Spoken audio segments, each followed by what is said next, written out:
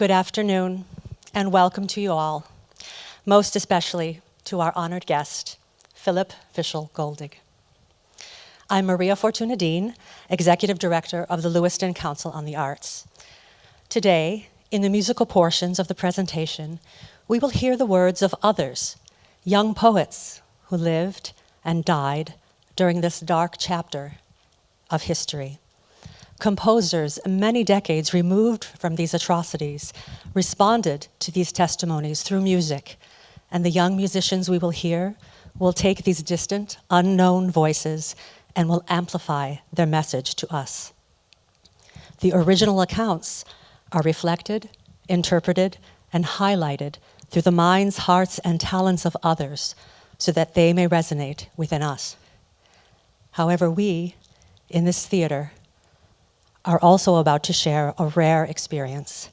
This afternoon, we gather to bear witness to the stark, first-hand testimony of a fellow human being who endured the atrocities of the Holocaust and who is still with us. What does it mean to bear witness? We will listen with empathy, with emotion, to this personal account of dehumanization at the hands of our fellow men and women. But then we have an active role to play. Beyond this afternoon, we must internalize and understand our responsibilities in the present day. We must go forth and continue to tell these stories whenever and wherever we can. Fishel Goldig has bravely carried the burden of living through these atrocities and telling his story.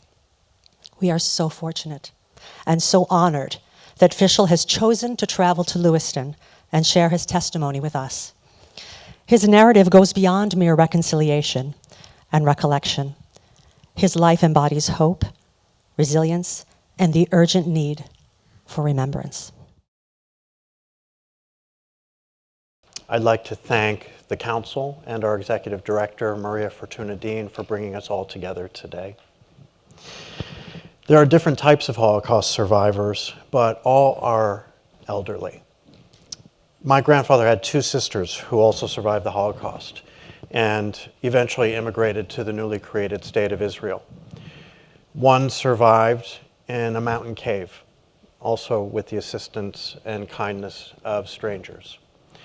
The other miraculously survived Auschwitz and subsequently a couple of suicide bombings in Israel. She was sterilized in Auschwitz and never bore children. Their brother, my grandfather, survived on the run. He survived as a stateless person.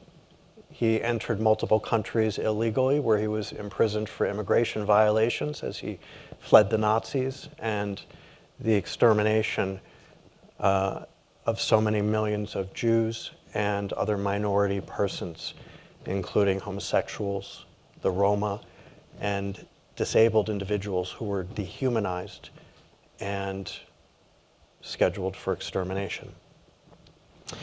We descendants know and internalize our own and our family's stories, and we bear witness not only to the history, but the fact that voices like Fishel's are fewer and will be fewer tomorrow. And of greater concern is the replacement of those voices by voices that deny and diminish this history and the first-hand testimonies relayed and documented by survivors, by World War II veterans, by the Nazis' own archives, and by remaining survivors. In our aspiration to avoid repeating such darkness, each of us bears responsibility to honor these truths and reinforce for future generations what we have heard and seen. I am grateful for Fishel's strength, his determination, his life's journey, and joining us here today. And I'd like all of us to join together in welcoming Fishel Goldig.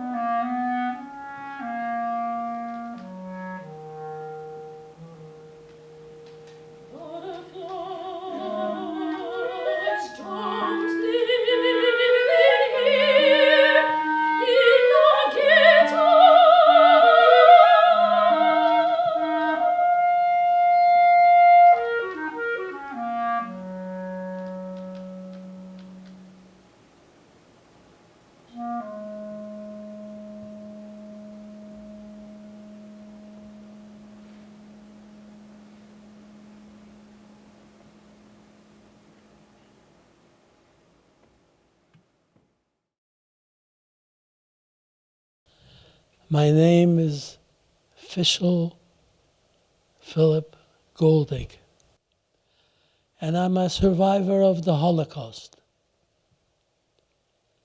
I'm sure that you have studied the Holocaust, but today you will hear the individual testimony from someone who was actually there. I want to start by telling you the story of a 6-year-old boy. He was coming home from school one day. He was attacked and beaten up and called all kinds of terrible names, including dirty Jew. When he finally reached home, crying to his mother what had happened, and asked her, why? Why? I haven't done anything wrong. You better get used to it, said the mother. We, the Jewish people, have been persecuted for many, many centuries. And this is called anti-Semitism. It is comprised of ignorance, prejudice, and hate. Hate above all. And hate brings a war. And the war brings a Holocaust. And in the Holocaust, we lost 6 million Jewish people. 6 million Jewish people, including 1.5 million children and babies. Children and babies. Well, by the way, actually that little 6-year-old boy in the story I just told you, that was me. And perhaps I was saved so that I could come before you and many other groups, old and young, to tell my story of survival. As you can see, at a very young age, I learned what anti-Semitism means. I was born in Polish Ukraine, the Mielnica. Before the war, Western Ukraine was a province of Poland. The majority of the population was Ukrainian. My story begins in 1939. In that year, there was a pact, the Molotov-Ribbentrop Pact between Germany and Russia. Both countries agreed to invade Poland. Russia conquered Polish Ukraine and in the east, and Germany conquered the rest of Poland. When the Russian communists came into our town, they started to arrest most of the rich people. Some were sent to Siberia in the north of Russia, and others were expelled from the town and forced to live in another town in the region. One day, I was 6 years old. I remember that on a Sunday afternoon, when my parents and I were having lunch, the secret police, known as the KGB, and 2 other policemen carrying rifles, entered our home. They told us that we are considered to be part of the rich bourgeoisie class.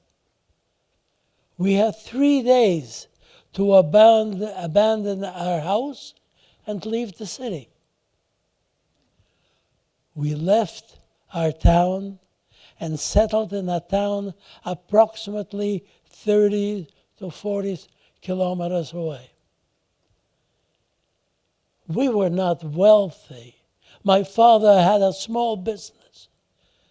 He was furious. He was mad. Why? Why do we have to abandon our house and our town of birth? And so he wrote to Premier Stalin, complaining that a mistake was made in our case and that we should be granted permission to return to our town. 1.5 years later, 2 secret police came to our door in that new town where we were living and asked my father to accompany them to the police station. I remember my mother and I crying when he left because we were sure we would never see him again. And that was the situation at that time. And writing a letter to Stalin could bring you 5 years in prison. At the police station, he was asked if he had written a letter to Stalin. My father had to admit that he had written that letter. His signature was on the letter. He was then told that our case had been reviewed and that we had permission to return to our city. And so we returned. But several months later, the Germans conquered the whole region. I want to tell you about a memorable incident that occurred when the Russians evacuated the territory, and a few days before the Germans entered our town. There were no authorities in charge of our town. A rumor spread within the Jewish community that a group of young Ukrainians were gathered at the edge of town and getting ready to attack the Jewish sector of our city. They basically wanted to kill the Jews and rob them of their possessions. A courageous Ukrainian priest, as you can see over there, Ukrainian priest went bravely faced these determined groups. He told them it was a sin to do what they were planning, and that God would punish them for the evil that they were about to commit. Thankfully, he was able to disperse them and send them back to their homes. Then the Germans entered our town, and immediately they came out with all sorts of decrees. At first, they declared that some of the things we must do were armbands, and with a yellow star of David, and the word Jude, which means Jew, printed on it. And such other things like curfews, no association with groups, etc., etc., etc. And then, a few months later, not long after, the Nazis proclaimed that all Jews in our town and in the surrounding towns had to abandon their homes and travel to a ghetto in the city of Borschtov, approximately 6 kilometers away, taking with us only what we could carry. Only what we could carry. Now the ghetto was part of the town that was approximately 10 square city blocks surrounded by barbed wire. Life in the ghetto was inhumane. 4 or 5 families lived in one apartment. My parents and I lived in one room in that apartment. We received some rations, but they were very minimal. And so we were always hungry. Always hungry. There was typhus, dysentery, lice and rats. People died from all kinds of diseases, but mostly from hunger. The Germans would choose a day, usually on a Jewish holiday, that they would call Aktiontag, which in German means action day, which really was a killing day. On such a day, they would surround the ghetto with Gestapo, German SS troops, as well as the Ukrainian Nazi police. And everyone caught during that day was brought to the cemetery where other Jews had dug huge graves there. And everyone was shot and buried in these large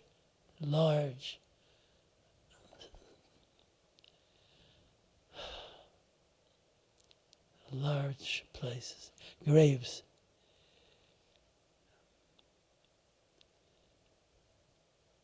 During one of these Aktion days, or killing days, on our Passover, Pesach, I lost my grandparents, 2 aunts, 2 uncles, and 3 cousins. Now, in order to survive, most people had to find a hiding place. And these were sometimes behind fake walls, or in an attic, or in the cellars. In our apartment building, there was an engineer who built one of those special hiding places for people who lived in our building.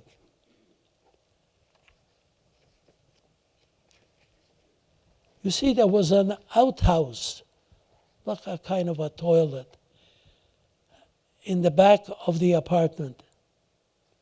And as we entered, there was a small wooden platform right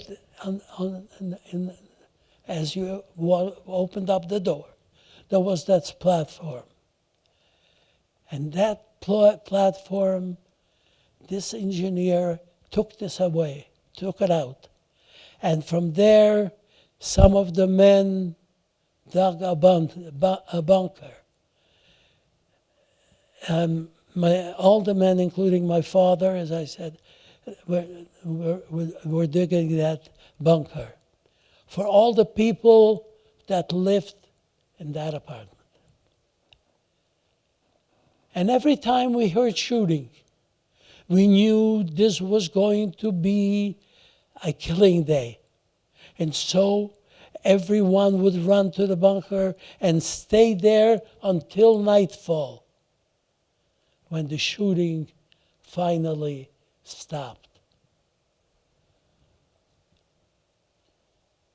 I remember once after a massacre day, when we came out of the bunker, I saw some of my childhood friends who were shot lying on the street.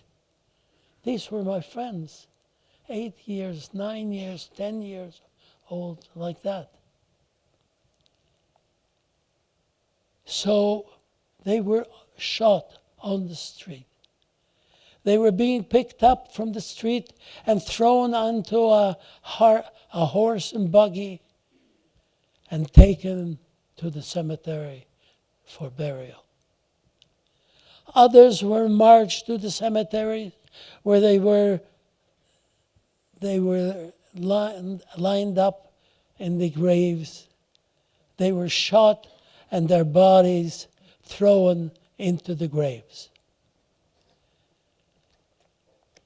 We stayed in the ghetto for a year and 3 months until the Germans decided to liquidate the ghetto.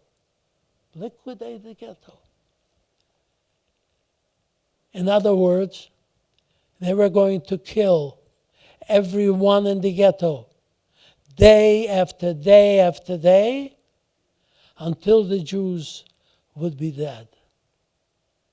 And they knew that we had to come out because we had to get some water and something to eat.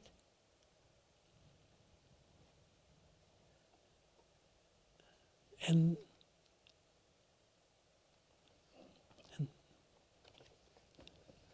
finally it came. We heard shooting and people began,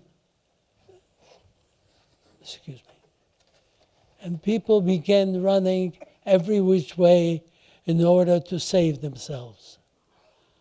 We heard that in one sector of the ghetto, some people were able to cut an opening in the barbed wire and escape through the Jewish area of the city and then run into the fields and eventually into the forest. And so my parents, me, my little cousin was 8 years old, and his parents decided to try to escape through this opening. However, when we arrived there were many, many people pushing to get out. Thousands of people that were in that ghetto. The Germans who discovered this opening came with 2 trucks that had mounted machine guns on the top, one on each side of the street. One there, one here. And as people tried to run across the street, they were shot down the street, and the street was full of dead bodies. My father and uncle managed to cross the street and continued running towards the forest. My mother and I, my Aunt Rivka, and my cousin Yulik, who was 8 years old at the time, decided to return to the ghetto, because to try to cross the street was a certain death. And we started to look for a place to hide. In the back of the building, we found an old abandoned shed without doors and divided by a wall, but not a complete wall, into 2 sections made up of wooden planks, separated one from the other by approximately 3-4 inches. My aunt and cousin went into the right section of this shed. My mother and I went into the left section of the shed. My aunt found 2 very large wash basins, and she and my cousin covered themselves with these basins. You see those round things? These were humongous, big, made out of metal. Okay, big ones.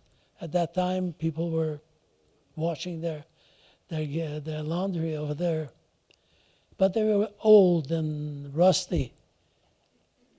And what they did, simply, they took that and they put it, my aunt and my cousin, and they put it over their heads, and then went back down on the ground, and that's how they stayed, very quietly. On our side, we found two large straw mattresses. My mother covered me with one of the mattresses, the one that was on the bottom, sort of. She was there on the top, and I was there, and I was lying on the diagonal, you see? As my mother covered me, she said, "Shh, not a word. Don't move. Stay quiet."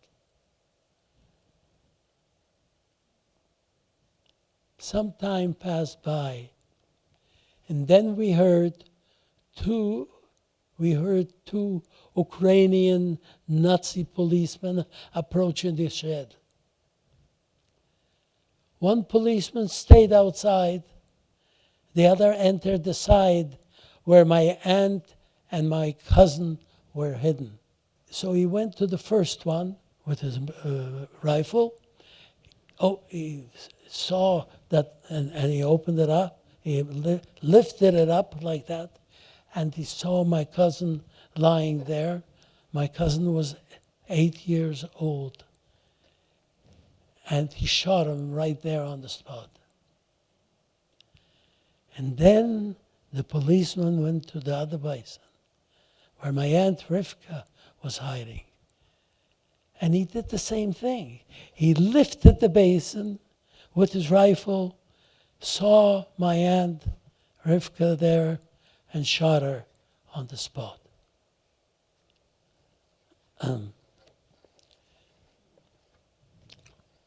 Then, after doing that, they entered our side. The policeman with his rifle, he opened up that corner, and he didn't see me. And so this policeman turned to his friend who was outside, and he said, "Okay, let's get out of here. There's nobody else. There's nobody else here."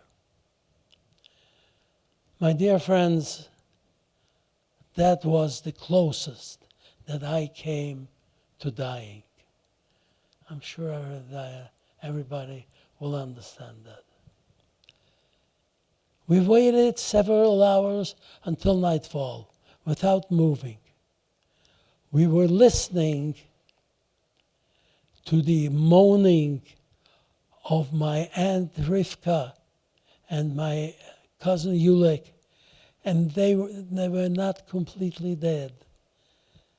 They were moaning, dying on the other side of the shed,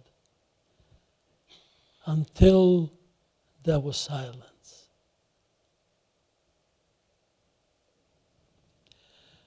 Finally, when it was dark, we ran through an opening in the barbed wire fence across to the Jewish sector and into the fields.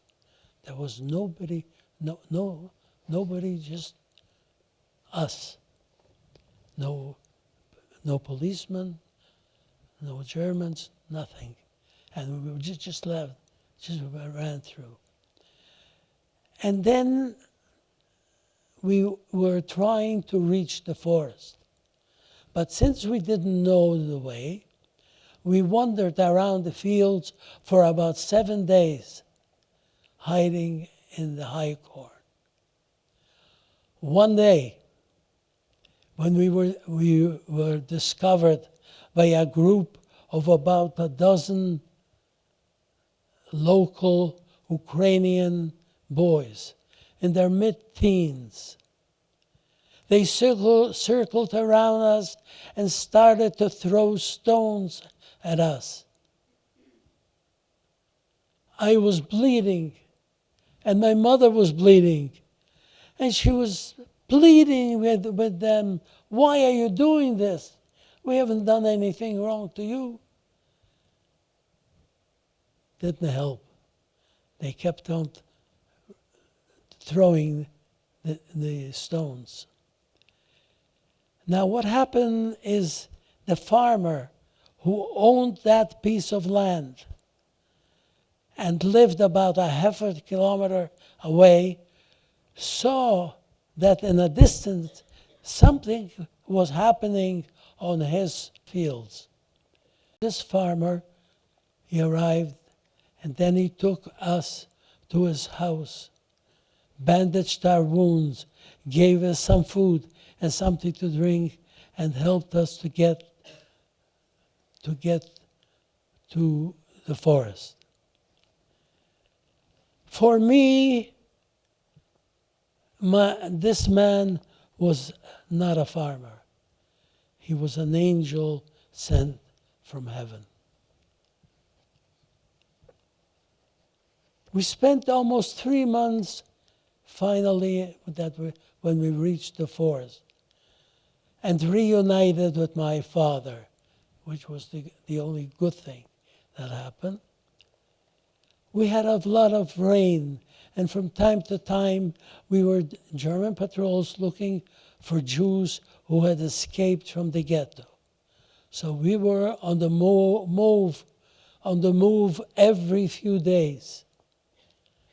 Some of the men in our group would go out at night into the fields and steal some corn and potatoes, but this too was very dangerous. After some time, we started looking for a place to hide. We finally found a courageous potato farmer who agreed to take us in and hide us. Along with my parents and myself came Uncle Leon, Aunt Mina, and 3-year-old cousin Eva.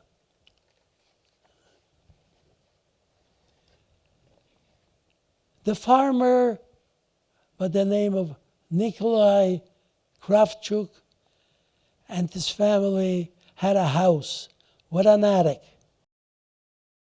When we arrived, we stayed in that attic where we were hidden behind bales of hay. So as you can see on the left side of the house, that's where we were. And we made a wall. We took some space, made a wall of bales of hay so that nobody would see us. But this became very dangerous as the farmer's children sometimes played there and even sometimes invited their neighboring friends up to the attic. So this became too dangerous, and we had to find another place to hide. On the farm, there was a yard. You can see the yard right in front of the house. Many years before our arrival, the farmer had dug into that hill and made a cave with stone walls and rounded stone ceilings in order to store his potatoes for the winter. Now you can see the potatoes in that the cave. And when we arrived there, we removed several large stones at the base of the wall and dug another cave for our 2 families.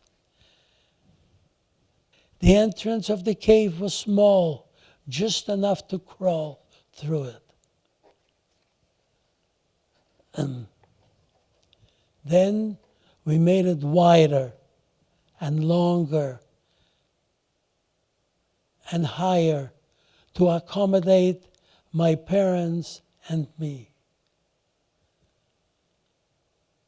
And the ones that did the digging was my father, my uncle, the farmer, and at 9-year-old I helped some.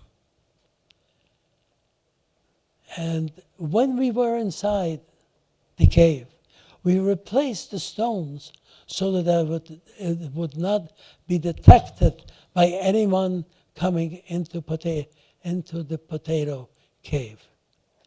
The farmer brought us some food and water once a day and also removed the waste. In the first year that we were hidden over there, we were able to come out once a week, once in 10 days, for some fresh air and to walk around the yard, but only at night. In the second year, it became very dangerous for us to come out at all. Because if the Germans had found us, they would have shot us along with the farmer and all of his family. I have to tell you that actually that happened in the other side of the village. There were also a family of Jews, and they were hiding over there. And somebody talked or called the police, and they came, the German Nazis came and shot first the family, the Jewish family, and then the farmer, his wife, and the children. So our farmer was very nervous about that. And so the second night, and the second year, we could not come out at all. And so we stayed there until the spring of 1944, when the Russian army liberated us. I just want to tell you how this happened. Now, as I said before, the farmer would come every morning, early in the morning, and bring us some food and stuff. This time, he took out those stones that we replaced in the opening, and he went out like that. Hey, you guys, come on out. Come on out, the Russians are here. And he kept repeating that. The Russians are here. At first, we really didn't believe that this is really true. So we were like frozen. And he kept it, come on out. And finally we made the steps and we crawled out. And it was the liberation for us. The army, the Soviet army, and are the ones that liberated us. And then when we went out, from 1944 to 45, we lived in our house, and I had to go to school.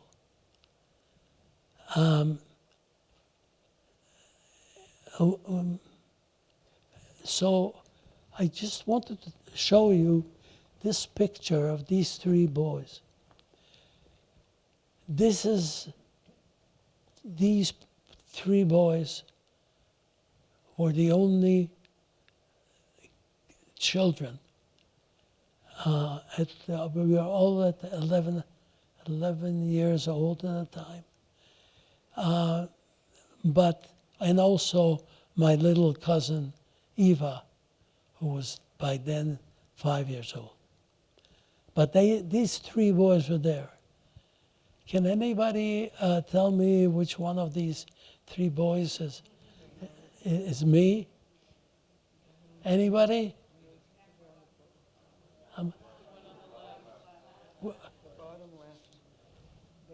What? The bottom left? You're smarter than me. Okay. Yes, it was me on the left. These two. What? I didn't change a bit, he said. I believe different.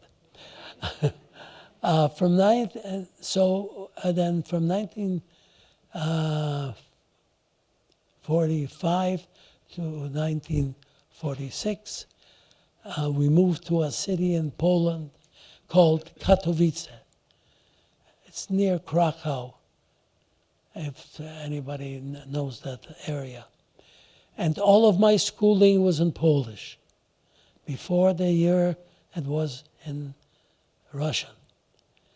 And then in 1946, we traveled to Czechoslovakia, where we found some smugglers who took us across the border into the American zone in Germany. There, we lived in a displaced persons camp called Poking. It was like a refugee camp. At one time, we had 10,000 people come down from all over Europe. And over there, we stayed for 2 years, from 46 to 48. In that refugee camp, and there I learned to speak. We had a very good school, a marvelous school. I learned to speak German. Well, we were living there. But I also learned to speak Hebrew, which I speak to this very day. In 1948, we finally arrived in Montreal, Canada, where I have lived since that time. My real life began when we reached Montreal. Everything before that were bad dreams and awful memories. We were very happy to be in Canada. Still, for this first few years, life was quite difficult. I was 14 years old and I started my schooling again. And when I finished high school, I took some classes at Sir George Williams University, now called Concordia University. If there are any Montrealers there, you'll know that. I also studied voice and music. I also studied to become a cantor. I fulfilled my desire to perform.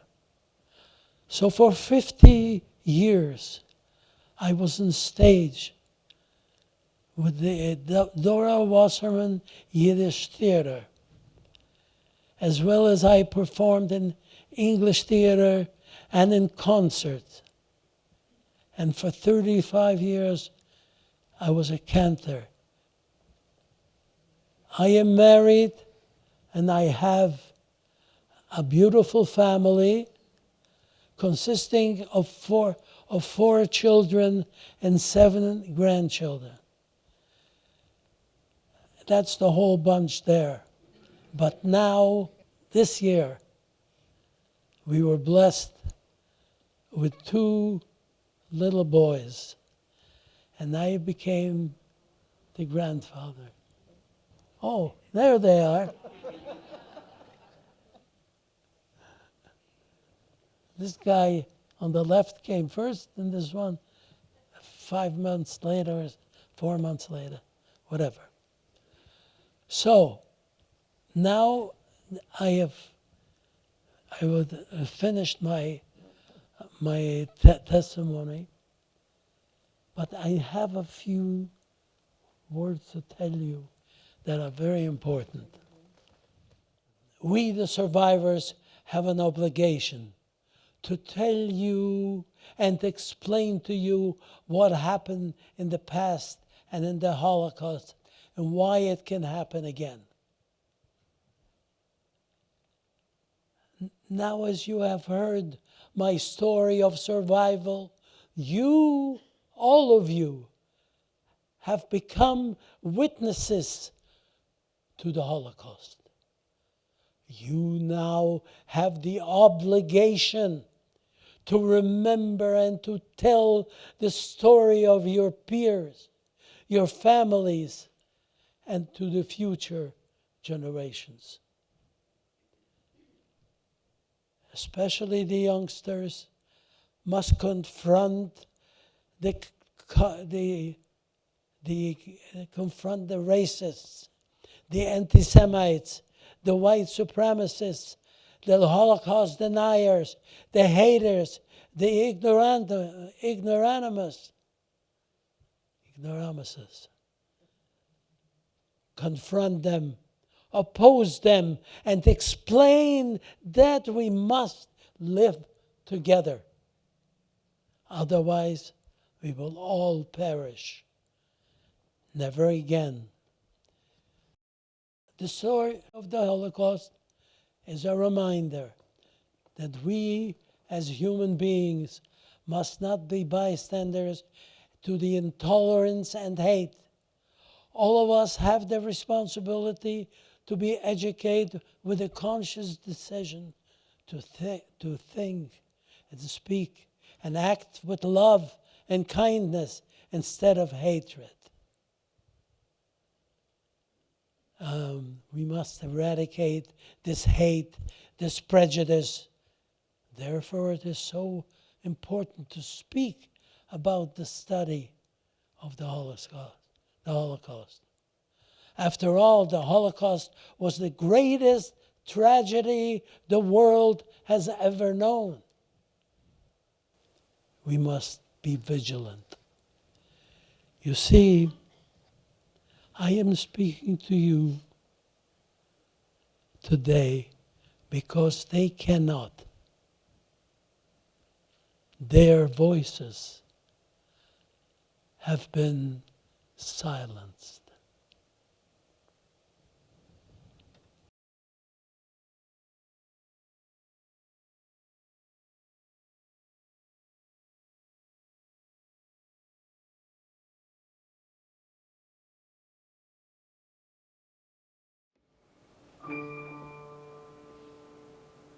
Blimishi, Toibishi, Rivale, Layinu, Fegenu, Perle, Hatskele Motele Kivele, Herschele, Labele, Berle, Shaile, Chayishi, Goldishi, Mendelach, Gnendelach, Mindelach. Zwei in der Nacht, in der Schlaflose, nehmen von jüdische Kinderlach. Koppele, wo ist dein Käppele? Wo ist dein Licht von dein Eigele? Wo ist dein Häntele, Jentele? Wo ist dein Fiesele, Feigele? Nehmen, oh, das ist geblieben noch. Nehmen, oh, das ist geblieben noch. Nehmen von jüdische Kinder.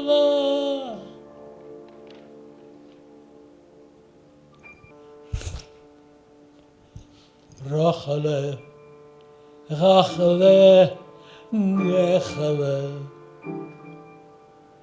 Gese, Velvele, Vigdole. Ois und ich tomer die Heschelach, Heschelach, Heschelach in der Lach. Klangen, bloß Klanglen, bloß Lied Klangen. Nehmen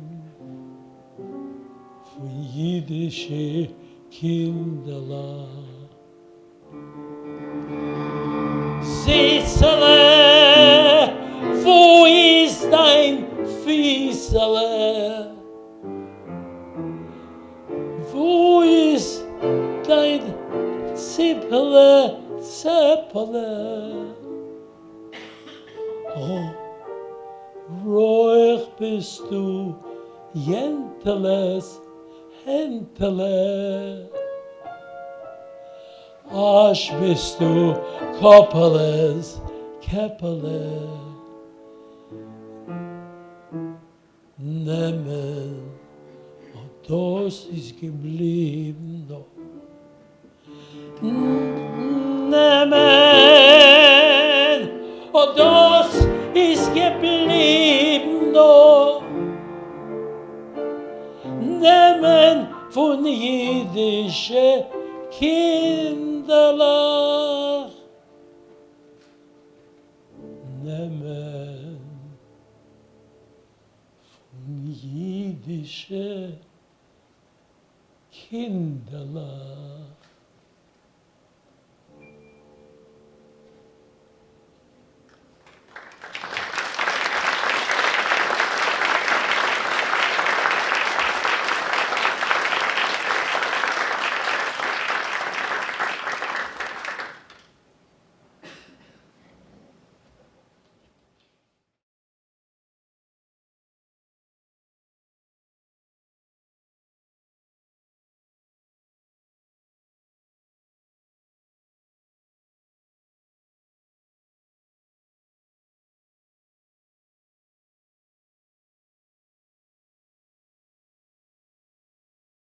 Second song that we're going to do is also something that I was experiencing, and that is called Ghetto. And I was in a ghetto, so this song is very good for me, and I like to do it very often. So.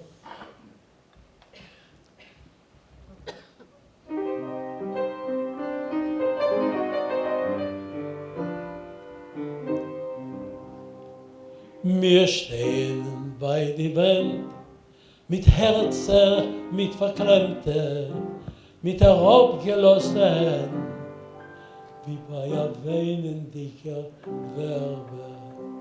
Es gucken Augen starr und sinken eifrig in der Weitkeit. Uns bleiten sie der Zar, die Ewigkeit. Schwer zu sehen die Welt durch ein Gemäuer, die scheinen verstellt, die Ghetto teuer. Vermachst die Augen noch, dann siehst du alles wie in der Holle. Es erscheint wie auf der Woche die große Welt. Ghetto, dich vergessen will ich keinmal nicht. Echo ist dein herziger, dein treurig Lieb. Ich seh nur deine Tränen, dein Umet, dein Pein. Ich höre nur dein Gebet, was wird sein, was wird sein. In deine Gitter, Jesslach, ist mir eng, das Herz so übertrieb. Und Gott versteh, es tut weh, doch ist mir so lieb. Ghetto, dich vergessen will ich keinmal nicht. Ghetto, dich vergessen will ich keinmal nicht.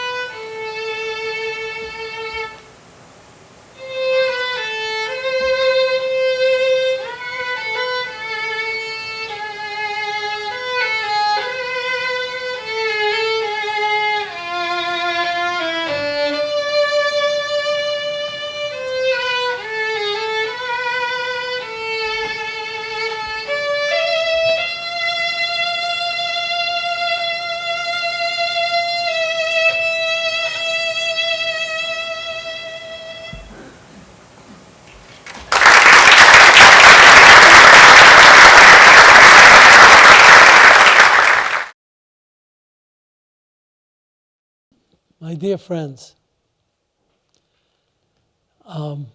first of all, I thank you for inviting me here to this beautiful audience. And now I have to tell you Now that you have just seen and heard my story of survival,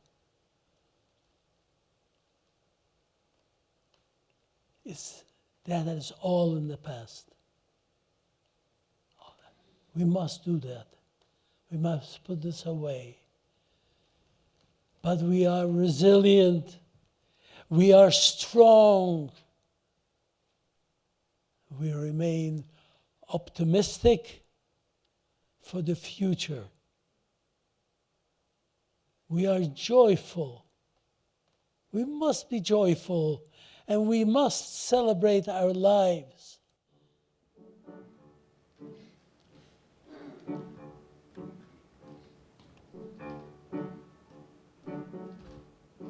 If I were a rich man, diddle-deedle-diddle-dum, diddle-deedle-dum, all day long I'd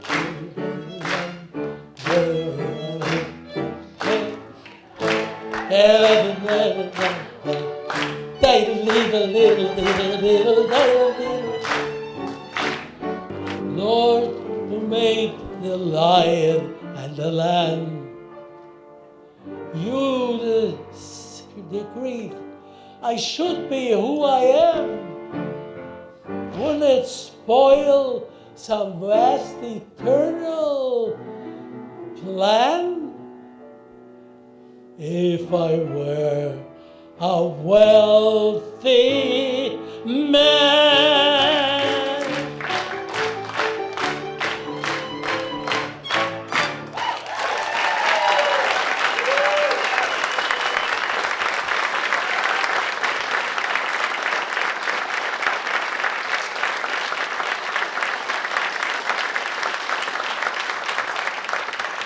Thank you very much.